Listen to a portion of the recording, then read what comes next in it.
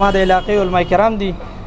دینه د تپوسو کې پښتنه دی کې را دي شي ودي ګرځي زما کله وطن هر څه دی وګوري زما ته دور دی چې کوم دی په دغه کې ساتل ما غیب کړو ما زه ابوبکر خبرې کومه زما د پلار نوم مروز خان دی زه د شبقار د لزا اوسیدونکی یم زما دلته ادیزو کې د فرجونو دکان دی زه دلته ناستو ما چې ما پسې د افتخار رالی ادیزو چوکۍ انچارج ما ته دلته راځه کارم دی چې بیل لما هلته ما نه تصویران ویستل ما ته یاره تا باندې چې کوم دی هلته له 20 منټه کېنولی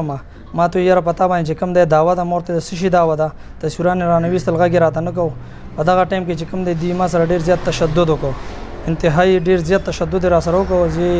په دې میډیا نه شو کوم ځکه چې الحمدلله زه یو عزتدار کورنۍ والم په دې علاقه کې دی چې کوم دی زما تپوسو کې زما د مشرانو کشرانو نه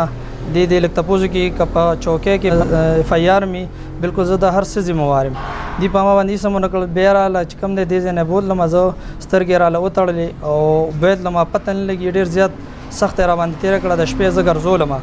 بیا چې کوم دی سبا باندې 12 بجې چې کوم دی زه را پرېښودم چوکۍ ته راوستم په چا باندې چې مثال یو جرم ثابت شي اب ته په حوالات کې ودرې دې زه ټوله شپه ګرځولم او ډېر زیات زیاتیات را سره وچړل مخکې راته دې افتخار ویلي چې را تاسو مال سیستم وکړئ او چې دغه راته ویلي افتخار راته ویلي چې را مال سولر سیستم وکړئ خو ما ورته ویل چې را ټیک د اوبه کم لکه دا نه زه چاته انکار نه کوم زموږ روزګار دی خو په دغه ټایم کې ما هیڅ نو لیدلی چې ګینه یاره زما چا سره زیاتیات یا هیڅ اسم نشته دی دې خو زه بولم ما ته راځه کارم دی او خو دې نه مخکې چې کوم دی لکه ما ته ویل چې یاره مال سولر سیستم وکړه اف آی آر دی وایي چې دا واقع چې کومه دا په 18 تاریخ شوې ده او زی نیولم په 21 تاریخ باندې دلته جی یو فاین بلم دی دی ما ته دا خبره وکړه چې ته واقع چې کومه په 18 شوې ده دی ما ته وایي چې ته د 18 تاریخ نه مخکې لکه دکان کې ته څنګه نه کېنې د 13-14 نه دی ما پسې لګېدلي سیول کې راځي زما تپوس کوي زما معلومات کوي نو الان کې چې واقع په 18 شوې ته ما پسې 13-14 نه څنګه راځي که نه جی خو اصل کې زیاتیات چېړلي په دغه ټایم کې صرف بیا راته ویل چې یاره ته داده شه ته ومنه چې دا کیس تا کړی خدای شته ما ته هېڅ پته نه وه چې دا مسله شته یا نشته لکه یو سړي ته پته وي ما ته خو دا علم هم نو چې یاره دا مسله شته که نه دوی به راته ویل دا به ته منې یاره څه مسله ده ما ته چې موټرسایکل دغه شوی دلته 2 کسان دي تا سره ما ورته ویل یاره هېڅ هم نشته خدای شته ما سره ډېر زیاتیات چېړلي لکه ډېر انتهایي ما باندې دومره تشدد کړی چې زه د ګرځېدو نه موتی